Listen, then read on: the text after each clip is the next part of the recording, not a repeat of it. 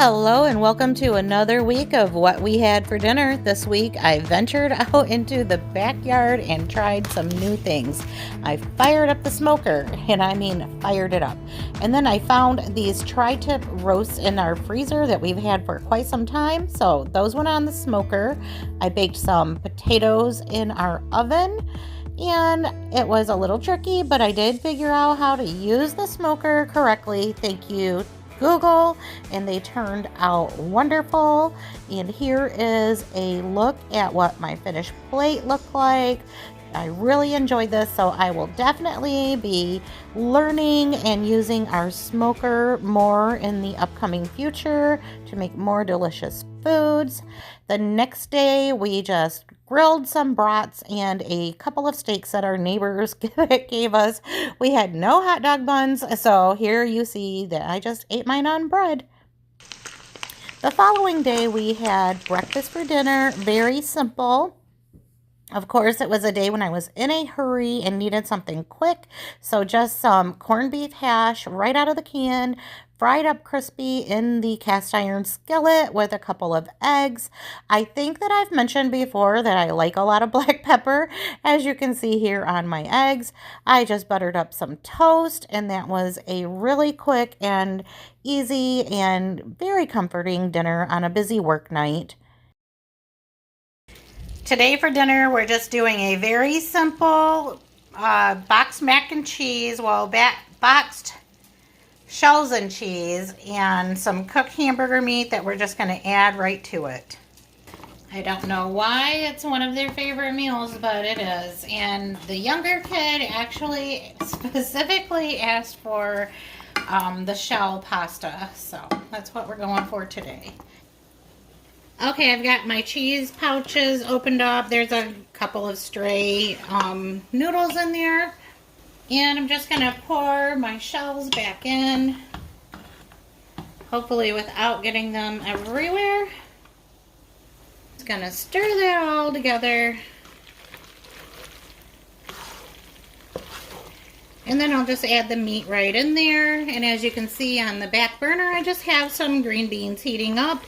Gonna doctor those up with a little bit of soy sauce and some seasonings, and that's it. I'm just gonna use a spoon that has some holes in it to transfer my meat from one pan to the other so that I don't have to use a strainer, and get the grease out of it.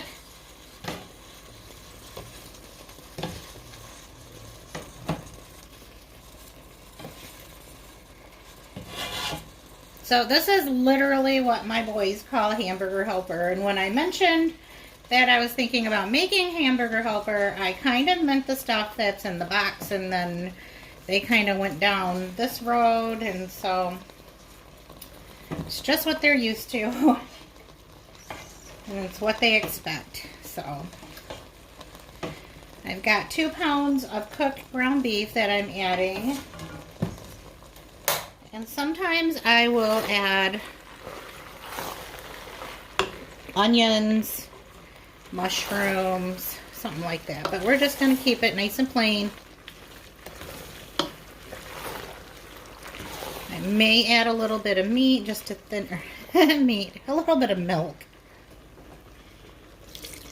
Just a splash. All right, that's it. Dinner is ready. That was so simple, so easy, and like I said, my kids love this meal, so as long as they're happy, I'm happy too. It's not very often that you see me making a dessert, but I'm in the mood for something sweet, and I have a lot of these frozen cherries on hand, and they're very, very tart. And ask anyone that knows me, and they will tell you I love to snack on frozen fruit. But these cherries are so tart, I can only use so many of them. So trying to come up with ways to use them up.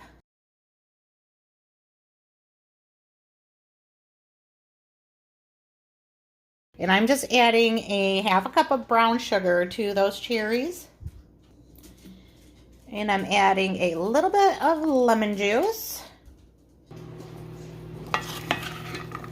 And I know maybe it seems like, why is she adding lemon juice to these cherries when I'm already claiming that they're tart? But I just think some lemon will bring some brightness to it as well. I just like the flavor of lemon in almost everything. So that is why. I just have to try one of these. Take that one. All right, I decided to do another 1/4 cup. So that is 3/4 cup of brown sugar and 6 cups of cherries, and then however much lemon juice, because obviously I did not measure that.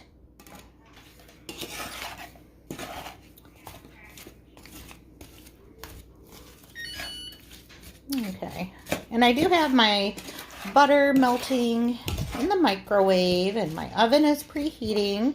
So once I get these kind of sauced up, we're gonna make the topping.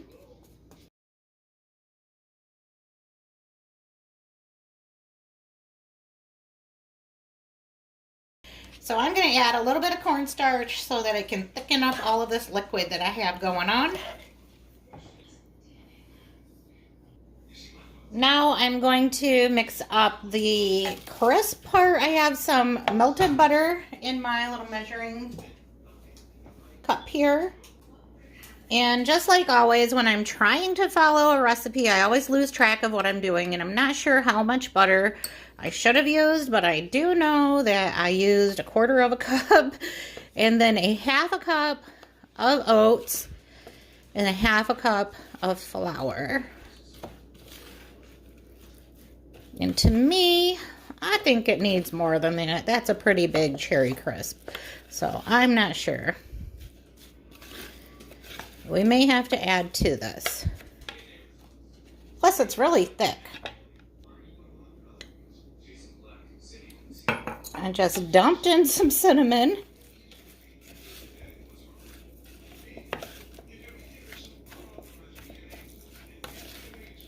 And I'm sure you were probably supposed to use like a teaspoon. And I'm going back in with another 1/2 cup of oats because it just doesn't look right to me.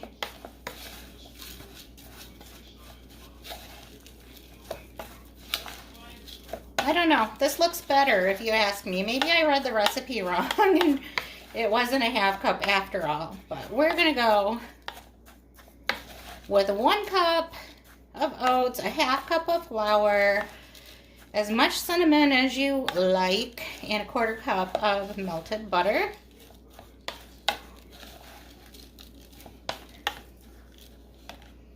And then here in my broken measuring cup, doing a 1/3 cup of chopped up walnuts. And I've been struggling with buying new measuring cups. My daughter got me this a long time ago. And because she bought it for me, I felt like I couldn't get new ones. And now the handle broke off of it. So I'm going to take it as a sign that it's okay to shop for new measuring cups. It's funny how I do that though, but because it came from one of my babies, I felt like I had to hang on to it forever. Even though she's like 30 something. All right, so I'm gonna get that on top of my cherries.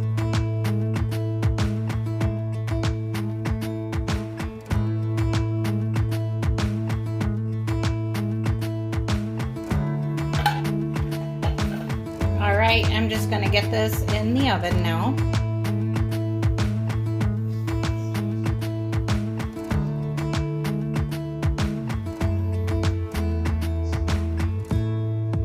Okay, well, this turned out just wonderful. It tastes so good. If you love cherry pie or cherry crisp or cherry cobbler, then this recipe would be right up your alley. It turned out exactly how I had hoped.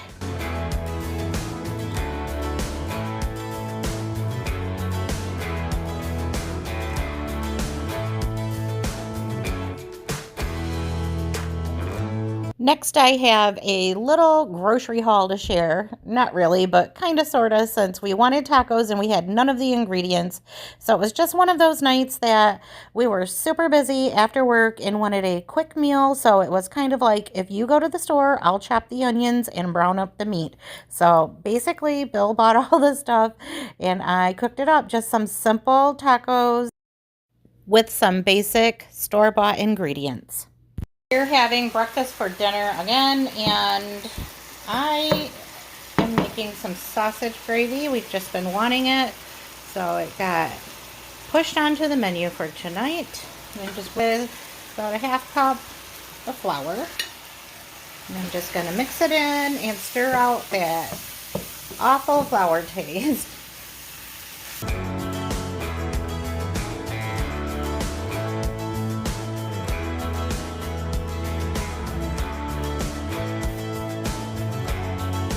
I've got the biscuits in the oven, and I've just added some milk to my sausage and flour, and we like a lot of black pepper in our gravy, so I'm adding that now, and I'll probably add some more.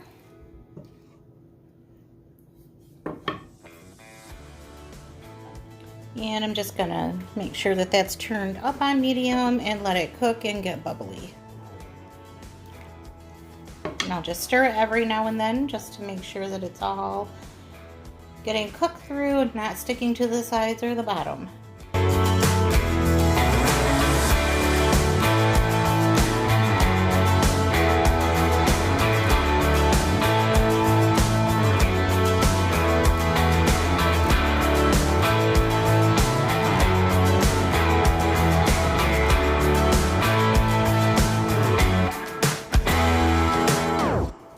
Tonight for dinner, I'm making tater tot casserole. Not everybody makes their tater tot casserole like this, and that is fine. This is just the way that I've always made it. It's always turned out delicious. I don't ever cook my meat ahead of time. I just press it into the bottom of the dish and then season it and then add everything on top. Now, I would not do this with a really fatty meat, but this one is pretty lean.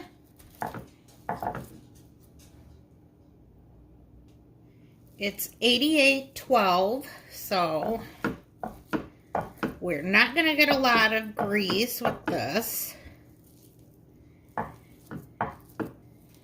But some people that I know do cook their meat ahead of time. So normally I add veggies to this as well, but I'm not going to today just because I don't have any veggies on hand that I like mixed in. Pretty much the only thing that I like is green beans in a tater tot casserole. So then it's kind of like a meaty green bean casserole, I guess. So I'm going to do extra meat. So it'll just be the meat and the soup and the tater tots. And now I'm going to just season that ground beef. And I'm just using some garlic powder. I'm coming back in with a little bit of seasoned salt and some black pepper. Now I have 1 can of cream of mushroom soup that I'm just going to start pouring on, hoping that 1 can is enough, but if not, I have another one on standby.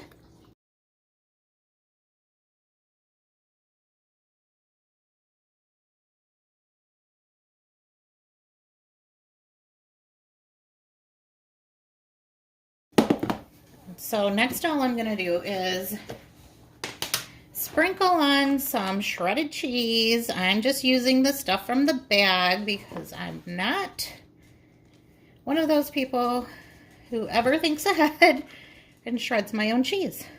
Can barely order groceries these days.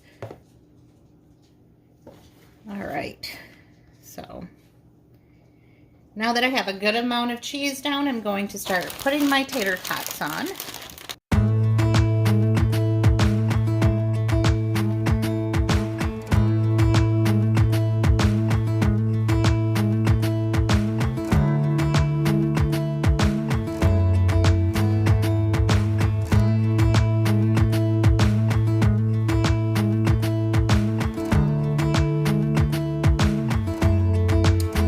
that's it. It's ready to go into the oven.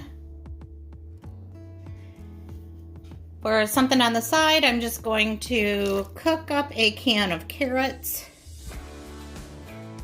into this itty bitty pan of carrots. I'm just adding a 1/4 teaspoon of cinnamon, 1/4 teaspoon of ginger, and a 1/4 teaspoon ish of cayenne. We're going to do a little salt.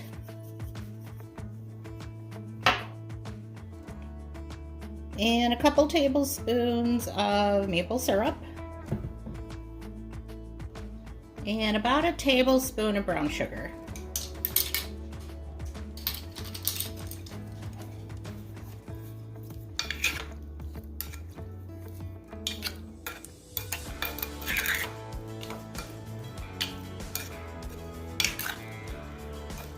And I just have a little bit of the liquid that was in the can of carrots. I drained most of it and just left a little. You can kind of see what I'm talking about there.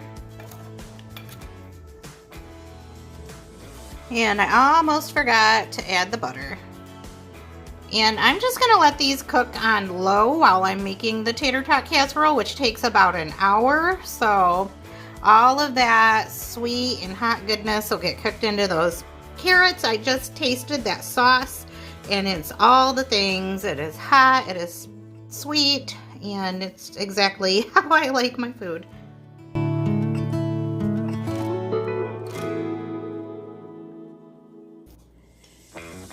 And here is the end product. This is another really super easy dinner to put together. And I did let this cook a little longer than an hour because using raw meat, I just like to give it a little extra time.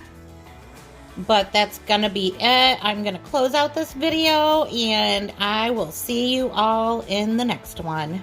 Bye.